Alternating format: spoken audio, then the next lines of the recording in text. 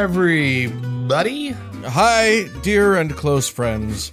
Well, from Salt Lake City, Utah, It's Thank God I'm Atheist, a podcast exploring religion and politics and current events from two atheists just trying to survive life in these United States. I'm Frank Feldman. And I'm Dan Beecher. And coming up on the show today, Dan, there's a new show on Hulu. And Oh, yes, there is. Who knew about Hulu? Oh, golly gee. This is, it's about Mormon women. It's called The Secret Lives of Mormon Wives. Isn't that cute? Which sounds like it's a polygamy thing, but it ain't. Yeah, and nor is it like a secret, or nor is it like the what's the one of the wives, the housewives of Salt Lake It's City, not, yes, right? Like, but it might as well be. It might as well. So it's a group of Mormon influencers, female, young women who have varying degrees of devotion to Mormonism, and yet all seemingly still claim to be Mormon. And so, yeah, we kind of wanted to talk about a strange phenomenon there. We haven't watched the show, so no, don't be expecting the hot goss from us at this point. We probably will. I'm probably going to watch it. I don't know. Who doesn't want to watch this show? It looks great. Yeah. Right up my alley. Cutesy. Shut up. It totally is right up your alley. What are you talking about? Oh, cutesy Mormon and online influencers. Oh, no. I don't Yeah, I mean, care. I don't want to watch them for that, but like, it's going to be a shit show. One can hope. Anyway, that's coming up on the second half of the show. Yeah. First, things happened, Dan, this week that need to be talked about.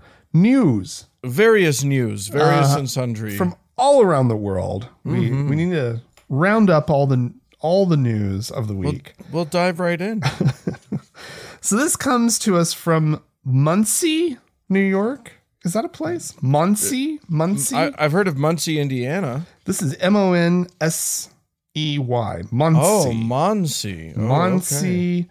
New York, which apparently has a high or large population of Haredi Jews. Sure. So these are ultra Orthodox Jews, and as the ultra Orthodox tend to do, they like to complain, I guess. Might be my God. Is that wrong to say? I mean, it doesn't sound great. Well, they like to complain about things that are happening out in the world that aren't complying to their way of doing things. If I say the whole sentence, does that make it better? Right. Well, and the other thing is that, like, when you're talking about any fundamentalist religious group, complaining is like their big thing. That's the thing, right? Like, this isn't like complaining about the Jewish weather. Thing. Yeah, it's not. Yeah. And it's not just like, oh, this weather today, right? Like, this is, they see things out in the world that piss them off, such as the local volunteer fire department. Those firefighting bastards saving lives like assholes. Well, and also recruiting members of the Haredi community to join the volunteer fire department, because this is truly a large demographic in this community, right? Right. To the point that the local fire department was like, we don't have people from that community, and they make up a big part of this community. We need to reach out to them and get some of their folk on our volunteer fire department. Which sounds great. They're trying to get representation. That sounds like a good thing. This is wonderful, right? Well, there's a rabbi in the area, Rabbi Weiss, who apparently is quite influential in the community. Sure. And he started raising concerns about 3 years ago, after the fire department actually succeeded in getting Haredi men well, it was already men to volunteer. The fire department will take male or female volunteers. They don't care, sure. But it was already men that were signing up. This caused a problem because, they had to volunteer on Saturdays. Yeah, because fires don't follow kosher rules. They don't discriminate. They don't discriminate as to like the day of the week. In fact, apparently Shabbat can be, because there are candles involved, can be a time where fires fucking happen. Right. They're even more likely then.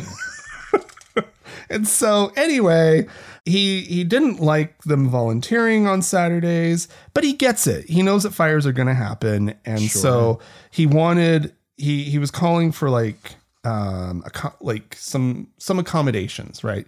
He was saying that, for example, maybe the fire trucks, after arriving on the scene and putting out the fire, and the crew putting out the fire, that they don't drive the fire truck back to the firehouse, right? On the Sabbath. Okay. Because that would be unnecessary work, right? God forbid they should continue like doing the rest of the job. Yeah.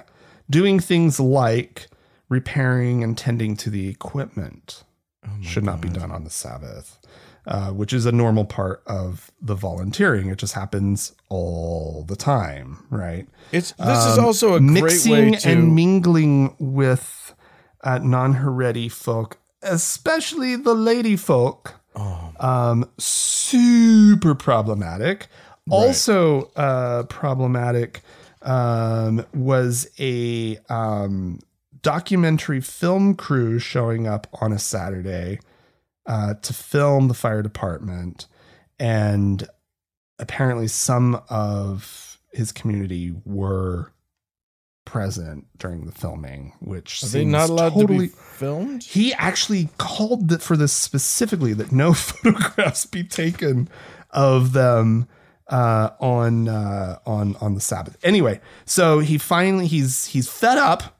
He's done. He's absolutely done with this volunteer fire department. That does it. He started a shadow fire department, and an alternative fire department that he has called Matzalei Aish, and they're running ads in local publications encouraging members of the Haredi community to call this a different phone number, right? Instead of, it's not saying call us instead of 911. It's just saying call us, right? And it has pictures of Haredi firefighters. There's also this thing that just sprung to mind, which has to do, and this was already the case for the fire department, for the real one, which is apparently the National Fire Code or Fireman's something or other require firefighters to be relatively clean shaven, so that the oxygen masks can fit and seal over their faces. So when they go into like smoky situations, they're, it's for the safety of those fighting the fires. Exactly. The National Fire Protection Association. That's who says this. So the Haredi men were already, because they grow beards, they were already only qualified to fight fires from outside buildings, not inside, right? So this was already a thing. So this new fire department doesn't go into buildings to fight fires. Right. They just sort of spray water at it from the outside, and hope for the best, apparently. The Rabbi Weiss has acknowledged that this is a problem, and he hopes that in the long term to hire beardless people for paid positions if necessary, the article says. But the local officials are very concerned that, and this was in a quote, that someone will die. Yeah. That this is, somebody's going to call this alternative fire department. This is not about who the firefighters are or the community that they're from. It is simply this, they're ill-equipped to fight actual real fires. Yeah. Unpredictable, and to have the unpredictability of what a fire might do, right? Yeah. And where it might be. And the public doesn't know, oh, I have a fire inside my house. I need to call the real fire department. Right? Like, who's going to think that through? Right. You're right. And so, but yeah, he says that this new fire department is fully kosher. And great. And so that is happening. Thank God. Because let me tell you something. What I don't want is a firefighter to come to my house and then in the back of my mind I'm thinking, what did he eat today? Is it okay? Was there cheese on his burger? Because if so, I don't want him fighting fires in my house. What you have to understand is this volunteer fire department, they tried so hard to make accommodations for the religious concerns. They added a kosher food section to their firehouse kitchen. They would have had to. They ensured that alcohol would not be readily available. And which I don't want firefighters getting drunk at the firehouse anyway. Right. And then, and apparently, and this is mortifying to me, but they did this as part of their accommodation. They installed security cameras to monitor the socializing activities. What the fuck, man? So they were violating people's civil liberties in the name of just trying to accommodate these people. And they, Can I just tell you that, like in this country and around the world, religious people have a lot of nerve. Yeah. They ask for some crazy accommodations all the time. Yeah.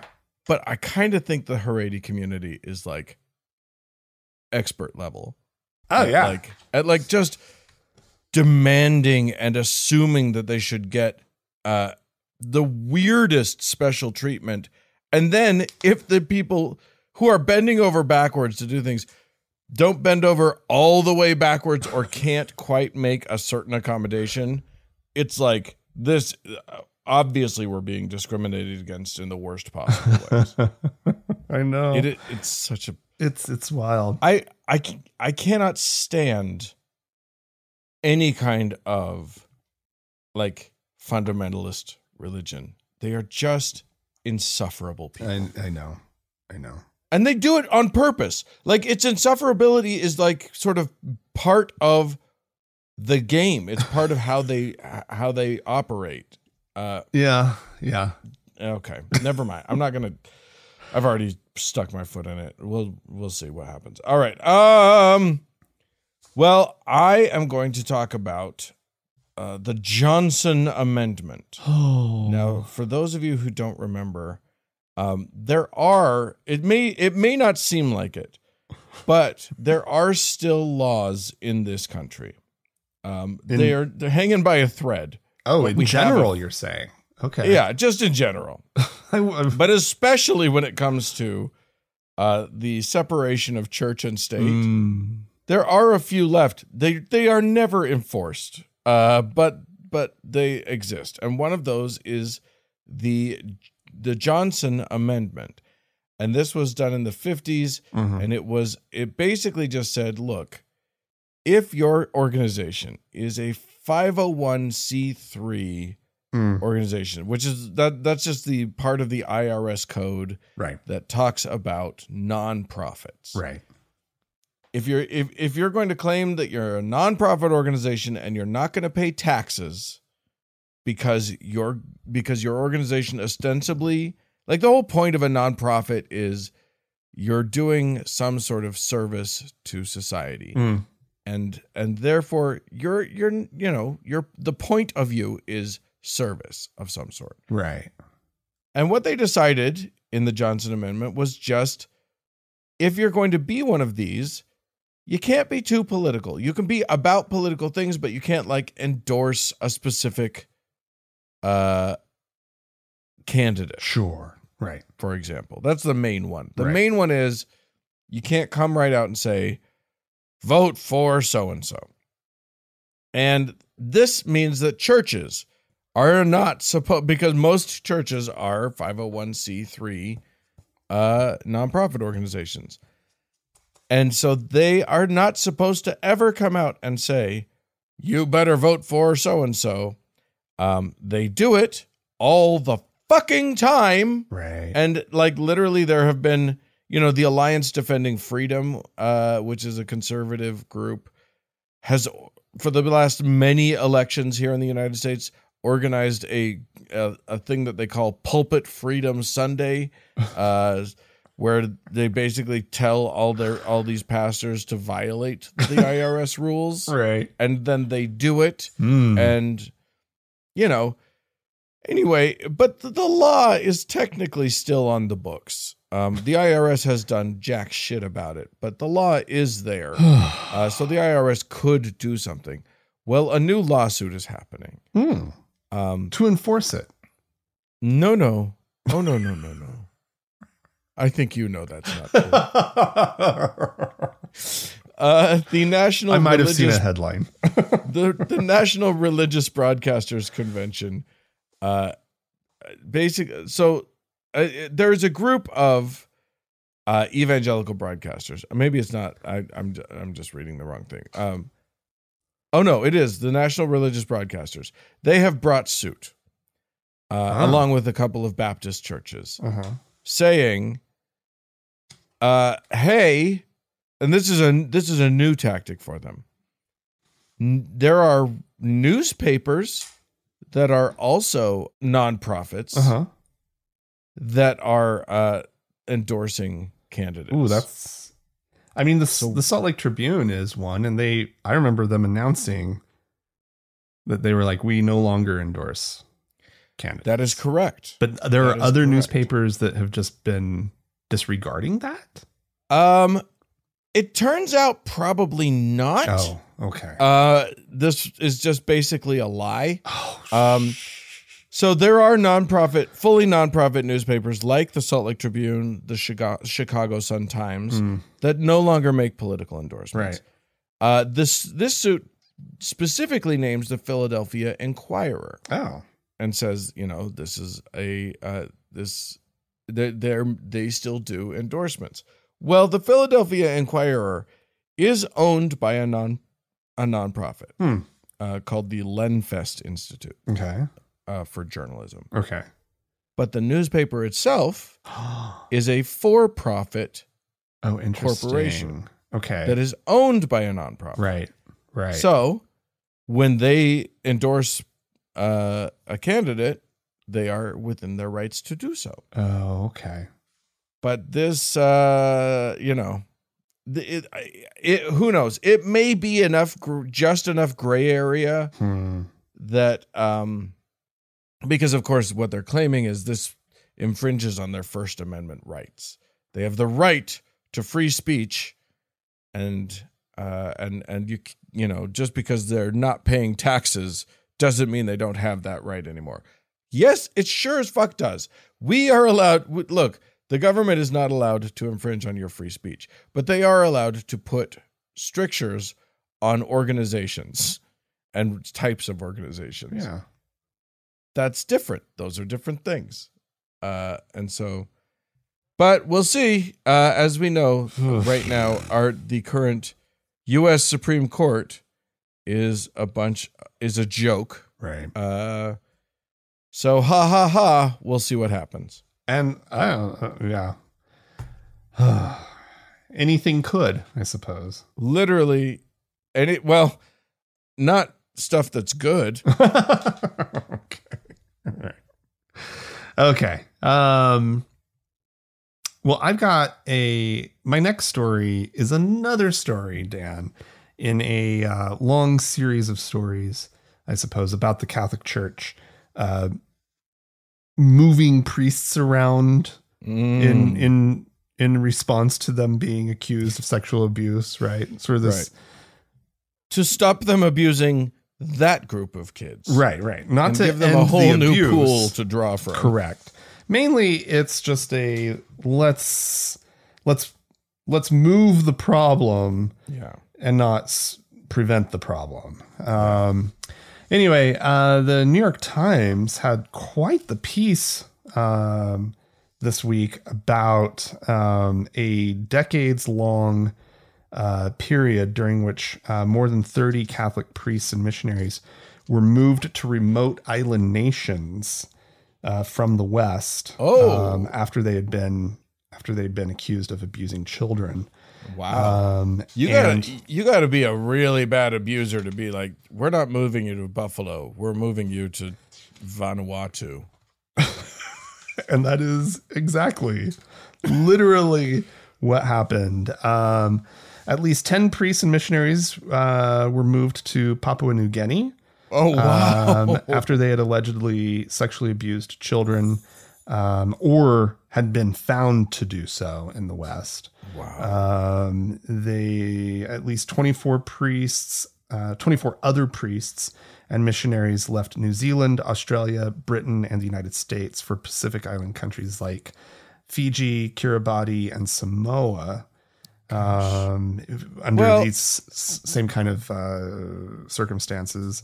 And in at least 13 cases, their superiors knew that these men had been accused or convicted of abuse before they transferred them to the Pacific. Of course they did. In all of the cases. Yeah. Shut up. They all knew. And there are 3 documented cases of these men, according to government inquiries and news media reports, that went on to abuse new victims upon arriving in the Pacific.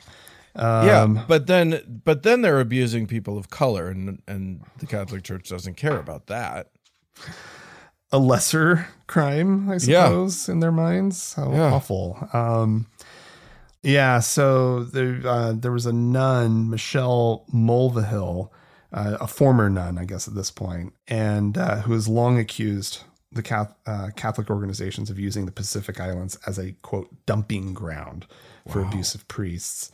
We're moving pedophiles and pederasts into the poorest countries in the world, she says, after being told about the New York Times reporting. The church used them to discard those people who they didn't want to confront. Well, they have so much. Islands. The rugs there are so much bigger for you to sweep all the things under. Jesus. Anyway, it just goes. This article goes on and on and on, and eventually recounts specific incidents and different stories and scenarios surrounding all these things. It's so disgusting. It's just. I mean, it's not surprising. Mm-hmm. We know who we're dealing with when it comes to the Catholic Church, but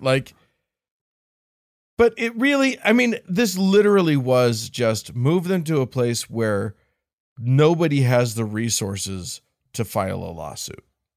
Yeah. Oh, totally. And we know we're putting them in harm's way. They just can't get us. There was one case in here. I don't think I highlighted it, so I'm not going to be able to find it quickly, of Australia not being able to deal with one of these priests because they had specifically gone to, I think, Fiji, which they didn't have an extradition agreement with. They were specifically placed in countries where they were untouchable by the countries that would be trying to go after them. Right. In at least that one case, but I would presume that was part of the thinking, right? Is whisk them away to where they cannot be got at, but also kind of out of the world, right? Out of sight, out of mind. People in the West won't know where they went because they're now in Kiribati, which, I mean, I could maybe point to where Fiji is generally. I have no fucking clue where Kiribati is. Right. And it's just and I'm decent at geography. Yeah. And so it's so disgusting that when you look at the pattern, it's just the rot within the organization is so deep, right? Yeah. This is just, they know what to do, right? When a bishop has a problem priest, they know what to do. Yeah. And if moving them to the next city over didn't work, then get them out of the country. Or if somebody's threatening to go to the police, get them out of the country. And there's tons of stories about these guys winding up with jobs in the Vatican for a minute before they are waylaid on to someplace else. Right. And it's just like it shouldn't be shocking. And yet somehow every time they turn over another one of these stories that has a different angle and perspective on it, I find myself shocked all over again at just the gall and the depth of it. Right. And the willingness to protect their own. Mm-hmm. The willingness to protect child predators and not protect children. Yeah. Like there's no point at which that will stop being shocking for me. Yeah. These are grown adult humans who purport to be spiritual / like moral leaders. Yeah. Doing this stuff. Yeah. That's there you go. All right. Well, I'm sticking with Catholicism. Oh, good. And even the moving of priests. But we'll get to that. Okay. One of the things that apparently happens is that the U.S. does not produce a lot of Catholics who are tremendously interested in going into the priesthood. It's not fertile soil for that sort of thing. Right. Okay. So interestingly, we import a lot of priests here in these United States.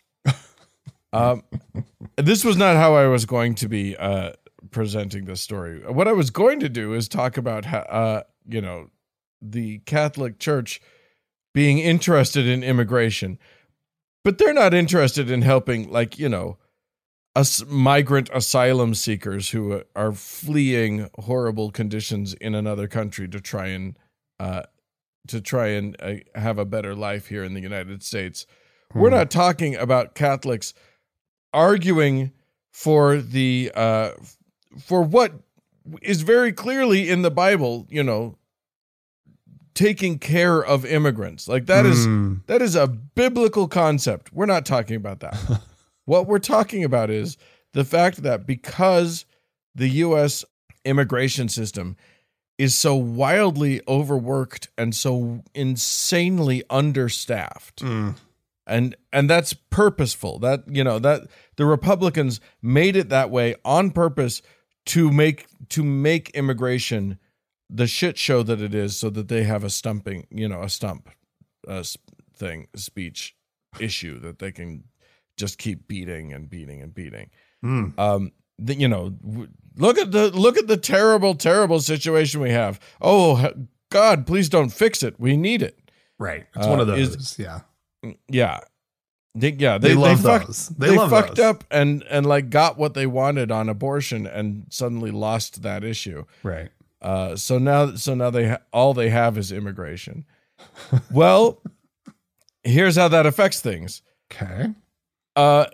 These priests that they bring in from places like Poland and Nigeria and just the Philippines, just all over the world, they bring them in on a 5-year work visa. Okay. Which gives them enough time to sort of decide, are we keeping this priest or throwing him back to the, is this a keeper or do we, catch and release on this?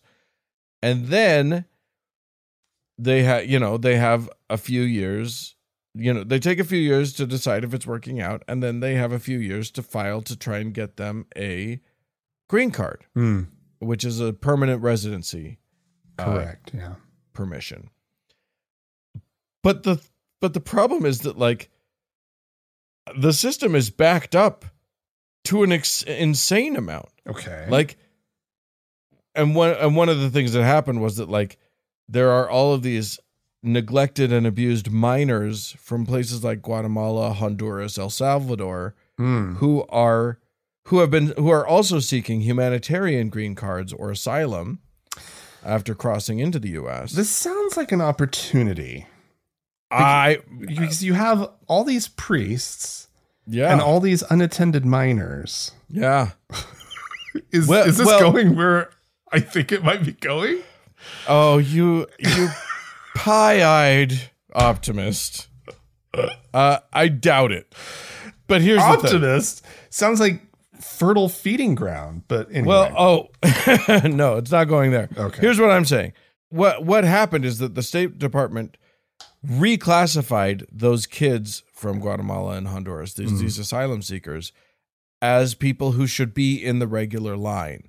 Because there are different lines for, you know what I mean? Right. Like there are people who are in the, it's going to be 25 years before you even hear from us line. The fast track line, you mean?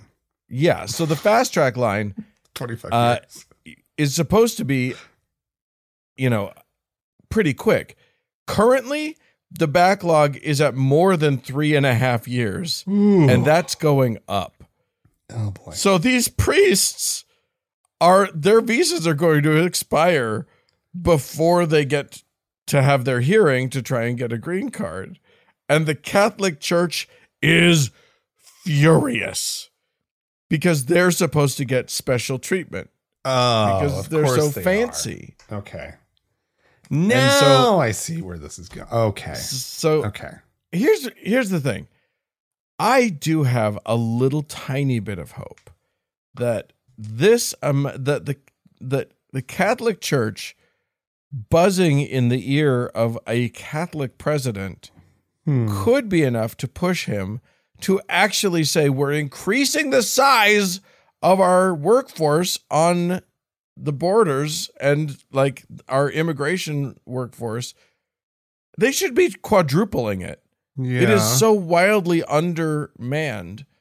Yeah. And if they were able to do that, they could solve a whole bunch of problems. Yes, they could, they'll solve the problem of the terrible, awful problem of too few Catholic priests, which that's not the problem I want them to solve, frankly. I think we need far fewer Catholic priests. But if in trying to help the Catholic priests, they accidentally bumble their way into helping a bunch of like Guatemalan kids that really need help. Wow. I would feel great about that. You were in a strangely sort of optimistic place here, Dan. That is the worst form of optimism known to mankind. I hope that the kids accidentally get helped while they're trying to help the Catholic priests is the worst possible form of optimism, but I do have a mild hope. I just feel that there's something unrealistic about it too. It's just like, I love that we can't even hope for that. You're not even going to allow that much hope in the world. I just don't see it. I just don't see it at all. I think if anything, if the Catholic Church gets its way, they're just going to get a bunch of priests sort of surreptitiously pushed to the front of the line. Right. They're going to get a carve out. Bunch of stamps happen in quick succession. Yeah. And then the whole thing goes back to the fucking mess that it always has been. Right. Like if they are able to pull some levers of power and get some stuff done, it will be for their own purposes. It won't be for humanitarian reasons. No. And so, yeah, I love the optimism. I don't see it. I have to grab on to those tiny little nuggets I can. That's what sustains you in this world. It's all I got. It's all I got. All right, Dan. Well, here's some initially good news. Oh God. It feels like good news. I don't believe you. It's not the worst news in the world. Okay. We've talked about it before. The Meeting House up there in Ontario, Canada. Oh, yeah. We do have to say Ontario, Canada. Isn't that funny? As opposed to Ontario, California. Yeah, this recently was a conversation where like people were thoroughly confused. A friend was going to Ontario and just kept saying, I'm going to Ontario. I'm going to Ontario. And then everybody thought, of course, Canada. Nope. He was talking about California. Okay. But anyway, I think that's funny. That's silly. Anyway, the Meeting House, a Toronto area mega church, once one of Canada's largest churches, is closing. It's shutting down. We did it, everybody. We got one of them. This is an update of sorts. If you'll recall, this was the church that was having a hard time getting insurance it's like the abuse insurance that churches have to have. There'd been so much sexual abuse and inappropriateness and what have you amongst the top people at the meeting house, including like their founder, Bruxy Cavey. That's a real name. Everyone. You guys didn't know just from the name. You knew. Bruxy Cavey. If I ever met somebody named Bruxy Cavey, boy, I don't know if I'd stick around. I mean, I don't want to be that person, but I'd be like, I would be absolutely certain I had somehow stumbled into a badly written TV show. This is our pastor, Bruxy Cavey. Yeah, you wouldn't even make up that name. Anyway, including him, he had to resign after he was accused of sexual misconduct back in 2021. He resigned a few months after the allegations came out. Because he had to wait to see if they'd stick. Yeah, and he also has his case kind of got thrown out on some technical reasons. Apparently his trial was not speedy enough for the Canadian system. And so it was just thrown out. Way to go, Canada. Thrown out. He is admitting to what he is calling moral failings. But he has denied committing any crime. And this is his quote. "I don't believe I failed legally." I succeeded at performing this awful thing legally. Anyway. The failure was different. Due to its inability to insure itself, the meeting house has had to stop their ministry services, and they are sort of jettisoning off their remote sites in a way. This is the part. So all of this up till now, kind of the good part of the story, right? This is we're just going to restructure. Literally every one of us who's listening to you has been waiting for the other shoe to drop. So don't think you've got to, you're surprising anybody. What they are attempting to do is sort of a restructuring, rebranding sort of thing, right? Right. Some smoke, some mirrors, right? And all the remote sites are going to be rebranded as the BIC Church Collective. BIC stands for Be in Christ. Apparently it's a denomination, that exists. I don't know. Have you heard of Be in Christ?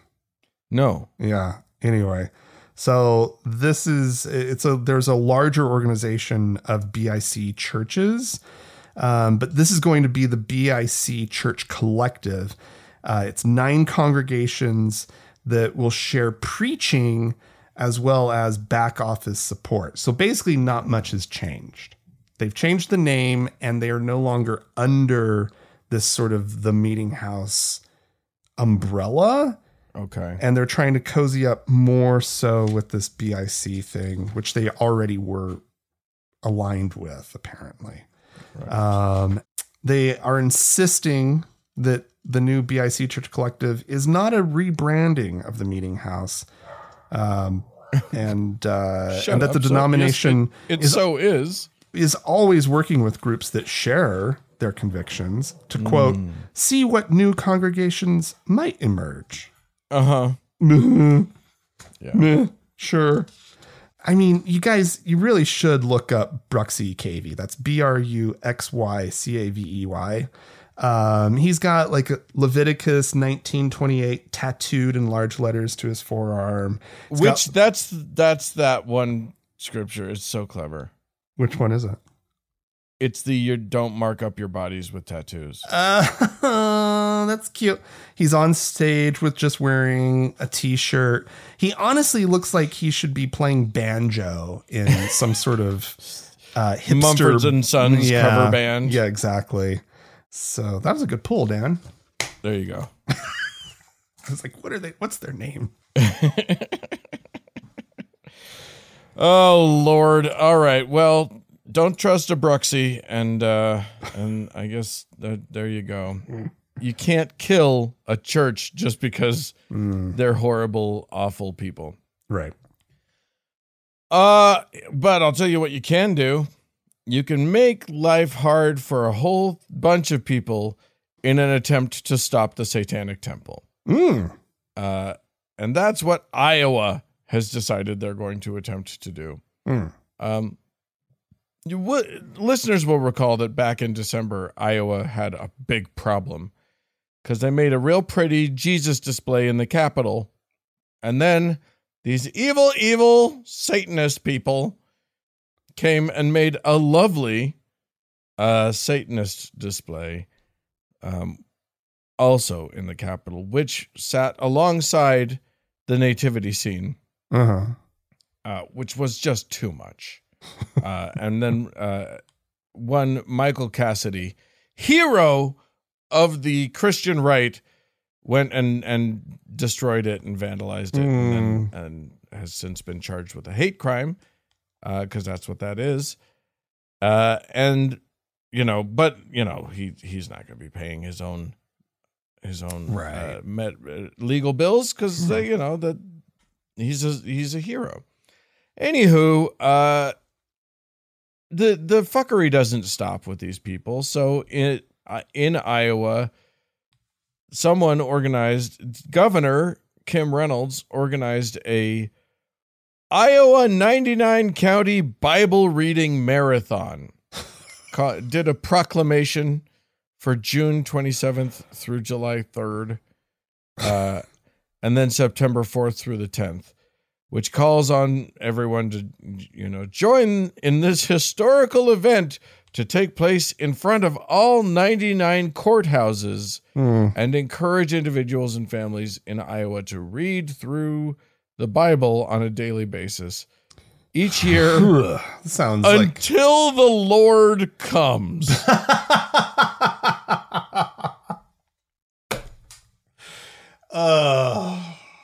Fucking idiots.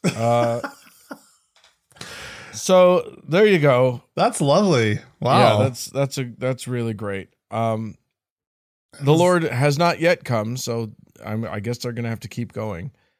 And the proclamation also lied and said that in the 1960s the Bible was removed from our nation's schools, which isn't true. And anyway, the whole point here is that the Satanic Temple, of course, wanted to act, and they decided that their way of countering this was to have a marathon 4-day reading of Paradise Lost, the epic poem from Milton from the 1600s, which is kind of all about Satan. It is a classic work of literature.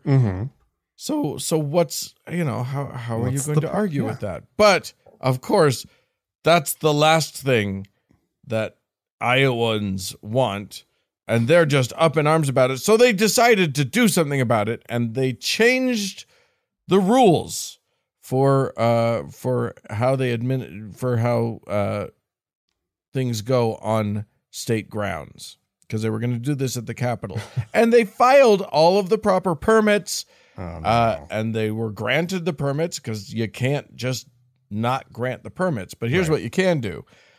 The day after that permit was granted, and this thing was put on the calendar, the Department of Administrative Services of Iowa basically said that they're changing their rules, and now no event may exceed 1 day. What about the Bible reading marathon? Well, that's just people out in front of courthouses.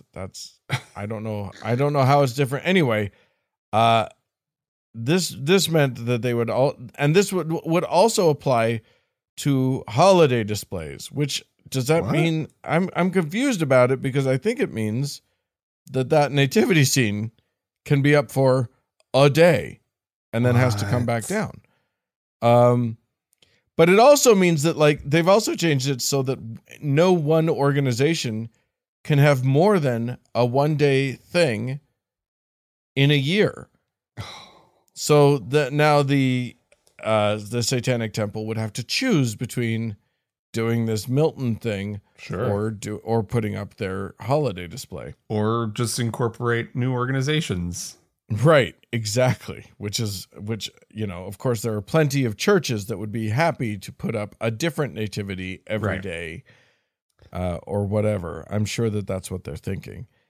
Anyway, this is all stupid. This is all dumb, and especially stupid because there are other organizations who are trying to do things in the state. For instance, the Satanic Temple pointed out that what this has done, there's an event put on by a group called the Des Moines Homeless Veterans Stand Down. And this organization basically organized an event last year where they gave homeless veterans, they did it, I think they did it on the Capitol grounds, and they basically would give them free clothes, they'd give them haircuts, meals, and they were introducing homeless veterans to employers and saying, hey, let's find these guys jobs, or these people jobs, and let's make sure that we're taking care of them. Right. This was a one-day event, but you got to set up the event in the days preceding it. And, there's a lot of work that goes into before and after. So this basically has made it impossible for these people to do this event. And it was a very successful event last year. They can't do it now. So good thing they socked it to the Satanists, who won't be able to read their poem now. Right. So definitely worth screwing over. Literally last year, 1,200 people attended this other event. So way to screw over in the thousands of people. Yeah.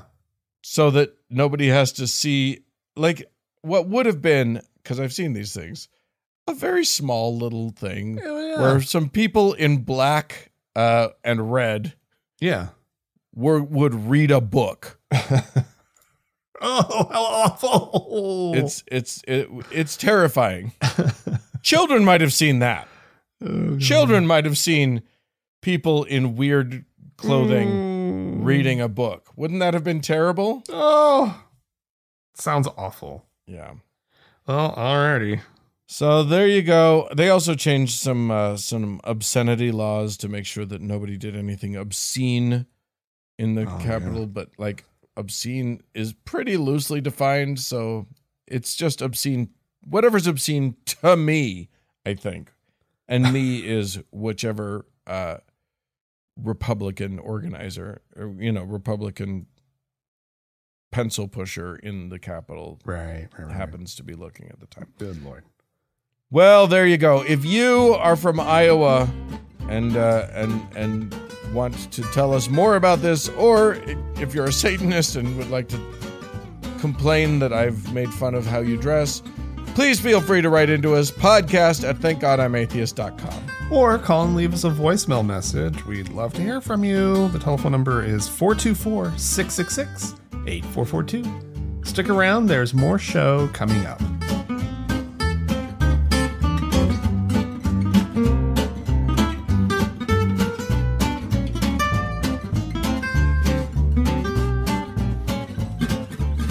Well, Frank, we have some folks. We had some folks write into us, so I'm going to dive right on into that. Alexandra wrote to us, "Hey, Frank and Dan, in the segment this week about trans people in the Mormon Church, I found it very interesting and horrifying when Frank brought up that the new policy for trans people was essentially the same as their policy for sex offenders. Yeah. It reminded me of something I bring up when talking to people who support trans bathroom bills that actually tends to be well received as a good point.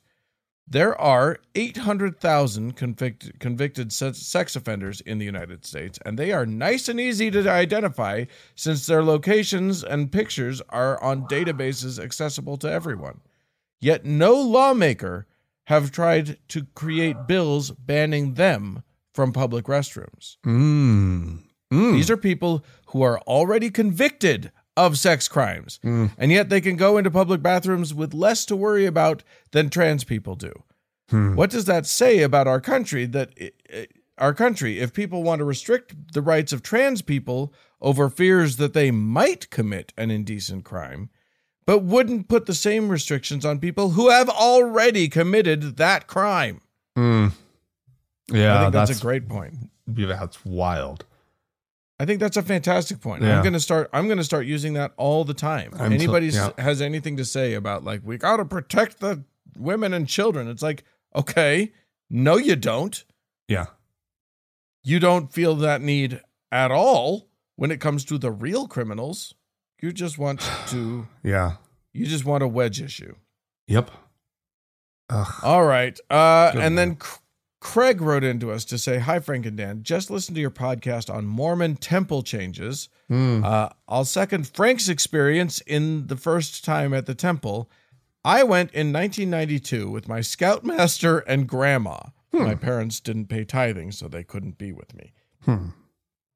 In the initiatory washing and anointing, this old guy literally put olive oil on my privates when he was blessing my loins. Oh, geez. He was very old, and I don't think it was predatory, but I was freaking out. Yeah. Especially when he had me take the poncho off to don my holy garments. Yeah, it sounds... I feel like very old men can also get their jollies off in gross ways. But who knows? First of all, take off the poncho? Apparently. Oh. That doesn't feel right. Yeah. I mean, I don't know. Maybe that was one of the changes that happened before I went through, but like my poncho was still on. They just did it underneath the poncho. Oh, he put on sort of held it out and I stepped into it.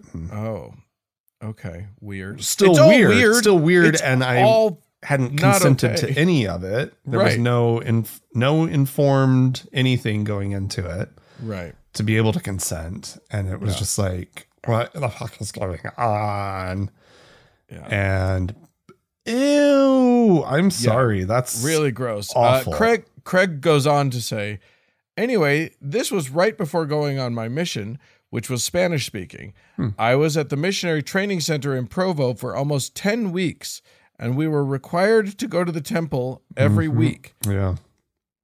As a bunch of 21-year-old guys, the routine became mundane, and the conversation started revolving around which Eve was hotter, the blonde or the brunette, because there's two versions of the endowment films. Oh. Craig says, as a closeted gay boy, I wanted to talk about which Adam was hotter, but was not ready to out myself until several years later. Oh, that's funny. That's so dumb. But boy, you pen up a bunch of teenagers. I don't think 21-year-olds, weren't they supposed to be 19? 19, yeah. Craig, I think your timeline might be off, buddy.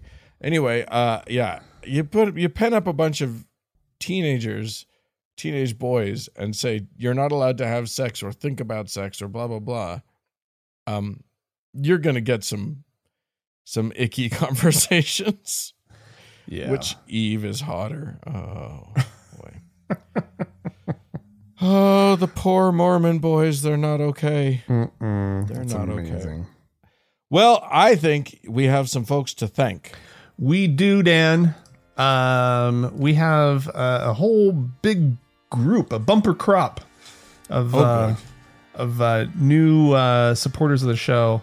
We have two new deacons by the name of Heath and Jackaval. Okay. So thank you to the both of you. We have two new teachers by the name of... Both of these sound familiar to me. Like we've thanked them, but it says that they're new. Gigi and Blurblar. Oh, okay. So thank you to the both of you. And then we have a new elder. Ooh. And I think I can read the whole thing here because it all seems Loki Doki Doodle. Yes, I don't think we need to worry that we're giving away anyone's last name. with Loki Doki Doodle. You don't know. You never know. Thank you to the new elder for crying out loud. And then we have a new prophet. Woo! Seer and revelator. Wow. Nathan. Thank you guys so much. Listen, as we always say, this is the only way that we get anything. Is the only way that we get paid. The only thing that keeps the show going is support from you, our listeners. So, if you value what we do, if you want it to keep going, please think about becoming a patron. It's very helpful to us. We do have expenses. This isn't easy to just do. We would love to be able to just do it for free, but alas, we have to rely on you. So if you're willing, go to thankgodimatheist.com and click on the Support Us tab.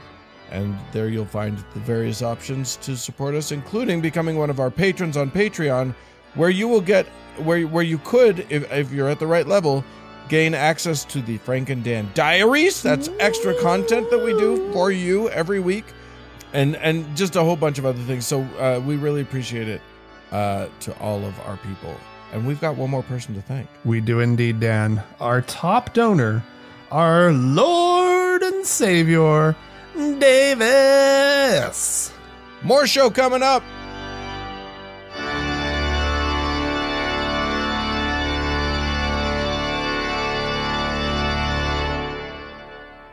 Well, Frank. Dan. We talked about it it was like a year or two ago, maybe a year ago, when a scandal broke out. A whole gaggle of Mormon women who had become TikTok stars, doing their Mormon sort of, not quite trad wife, but they called it mom talk. And they didn't hit the Mormonism hard. They hit the mom thing hard. These are right. We're moms. We're doing mom stuff. We're momming all the, whatever. And like then young moms, and hot, sexy, hot young women, right? Doing mom talk. And then the scandal came out because it was known that these are Mormon women. So when it was discovered that they were doing what they called soft swinging, which I promise you was not soft. I promise you they were doing regular swinging. They were just swingers. They were just having sex with each other's husbands, and probably with each other. And that's fine. I've got no compunctions, no moralizing about that. But it did make them hypocrites. It did make them not being good Mormons, and it raised quite a stir. Mm-hmm. And then they got a show out of it, a TV show, a series, as you do, a documentary, a quote unquote documentary series. And anyway, that's coming out now, and the sort of the controversy is reemerging about, can they even call themselves Mormon? Right. If they're doing this thing that is very much against more Latter-day Saint belief. Right. Well, yeah, but okay. So in this article, sort of talking about the show, I don't know. It's not really a review of the show. It's just sort of. It's interviews with the women, and it's one of those articles that sort of acknowledges that this thing exists. The Secret Lives of Mormon Wives on Hulu. But one of the women in one of the scenes says that she declares herself, quote, a 9 out of 10 on the Mormon scale. To which a fellow group member responds, "You're joking." And a third says, "I can see your nipple right now."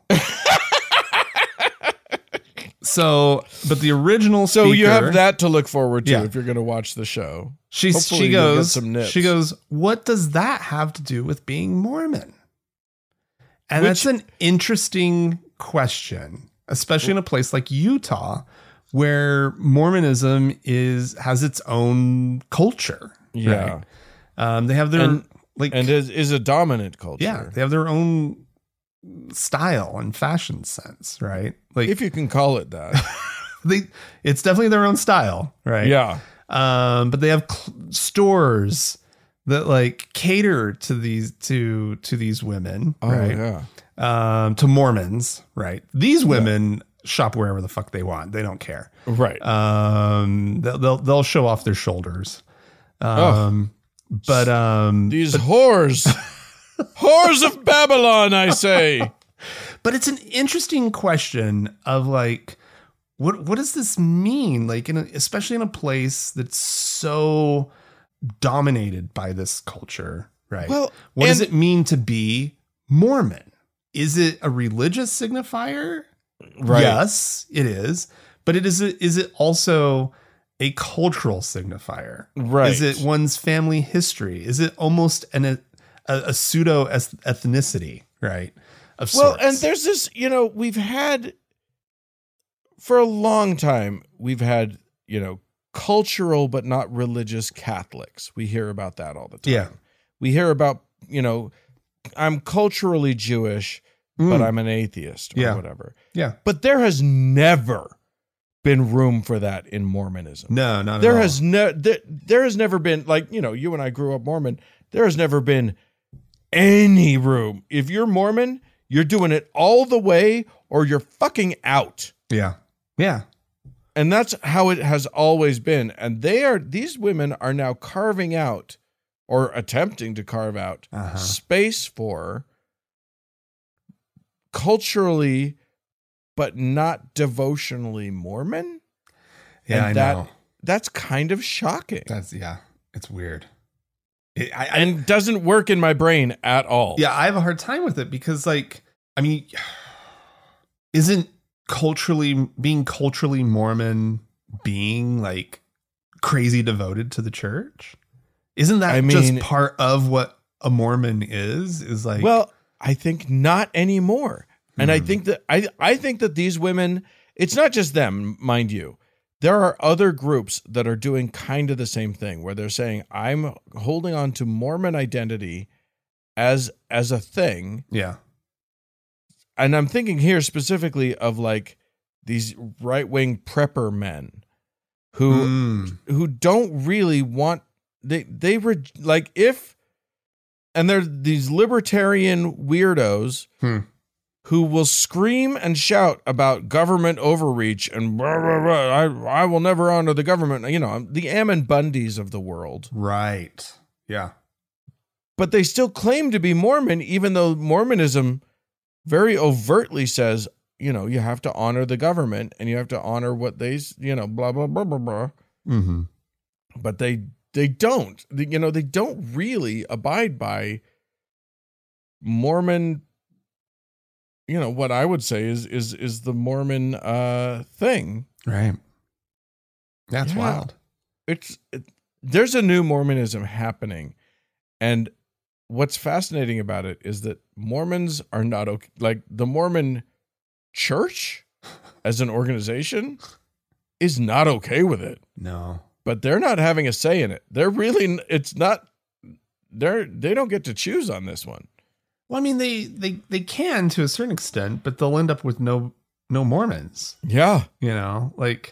Because there's a picture accompanying this article, right? And I'm looking at it right now, and I can count obviously not wearing garments on at least half of the women.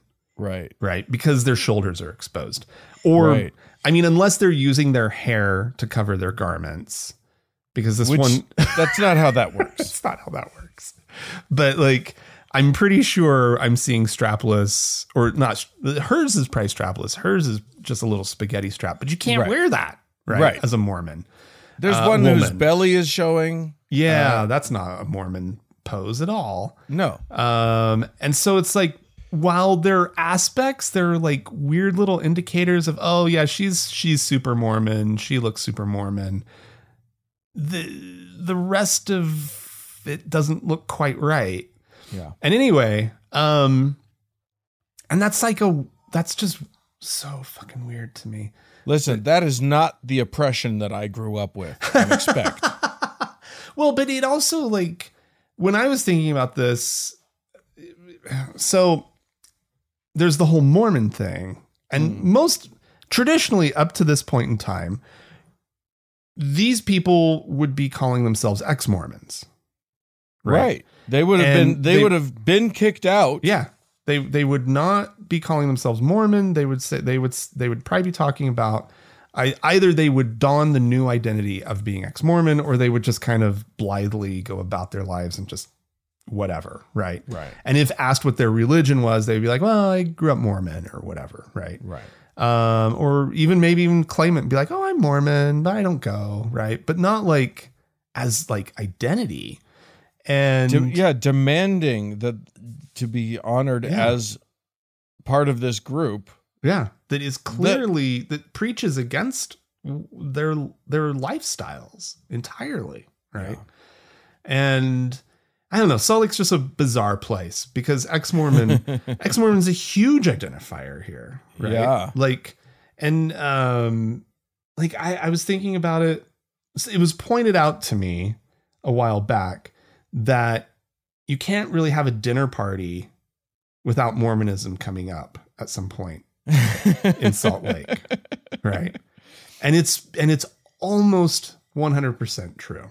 Right. Like, yeah, like people who like the last dinner party we threw, like half the people at the table, well, maybe not half, but 2 or 3 of the people didn't grow up in Utah and didn't grow up Mormon. Right. Oh, and, lucky. but boy, howdy, the conversation came around and we were talking about the church anyway. Like I don't know how that really ties into this whole Mormon identity thing, but it's other than it's such a controlling feature of where we live. Right. I get wanting to make a claim to the dominant group, and that's what they're doing. Right. They don't want to be, I guess maybe that's what it is. They don't want to be part of the other. Right. They want to be part of the thing, right? Which is Mormonism. They know that the power in the state of Utah and social acceptance exists within the Mormon church and within the Mormon community more broadly, which is what they're trying to do, is to carve out a space and redefine what being Mormon is. I actually applaud this. I think this is I think that if they succeed and broaden what being Mormon means, it's going to further complicate, right? Oh yeah. The whole thing. It puts the church in the weirdest position. Yeah.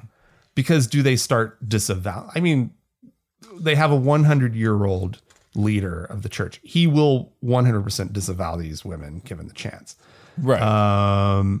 And they don't need their money anymore, right? No. And so, although there is this thing, I'm just going to quickly add in an interesting wrinkle that I heard recently, which is that like the Mormon church has been catering to the young women of the church quietly for a while.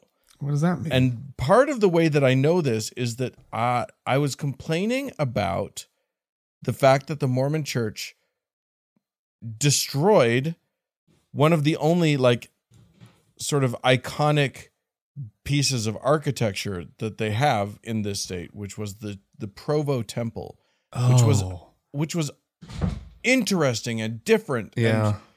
And, mid-century and looked weird and like it was something that they should have like desperately held on to. And I was like, what is wrong with them?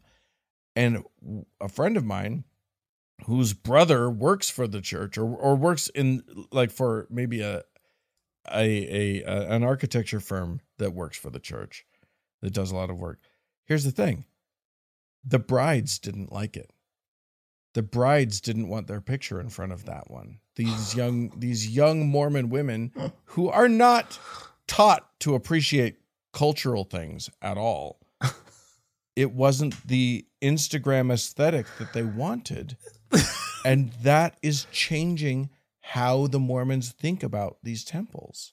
They tore down the Provo Temple, which was shocking. I somehow did not know that they were tearing it down. I heard that they were like, I thought they were remodeling it.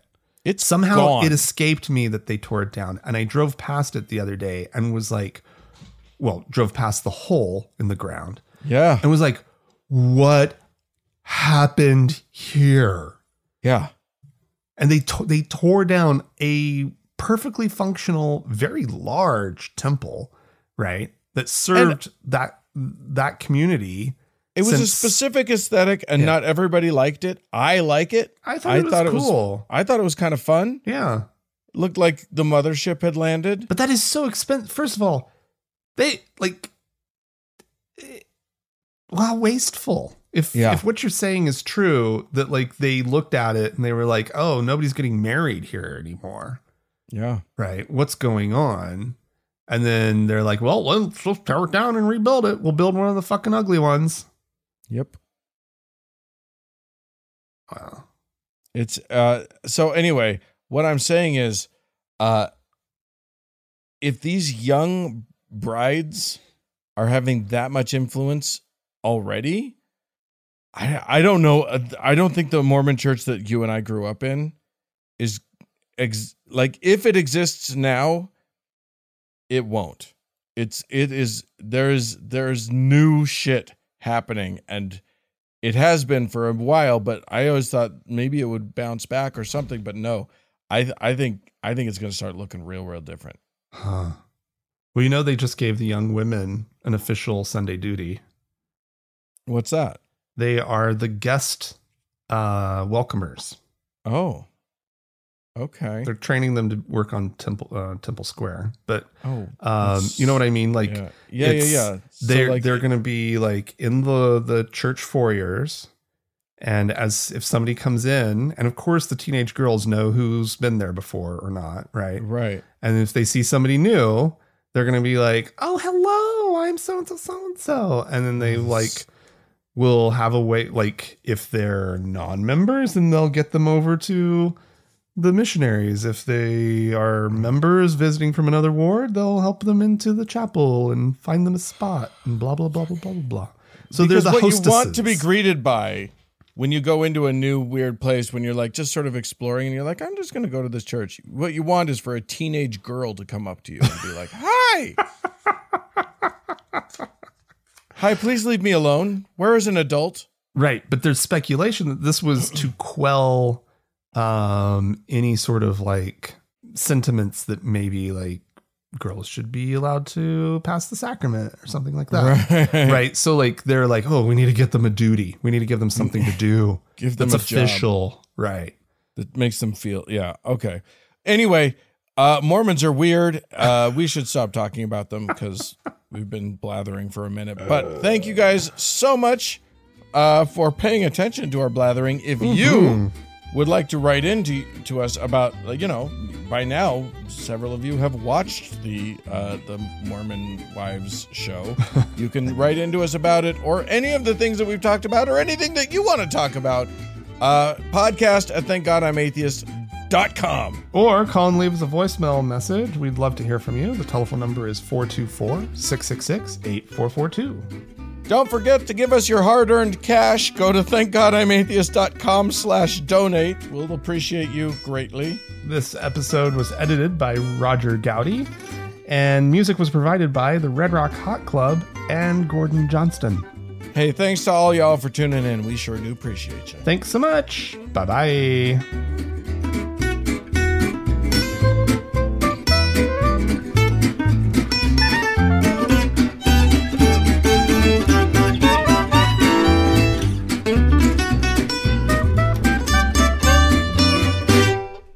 Thank God I'm Atheist is a production of TGIA Media, LLC, copyright 2024, all rights reserved.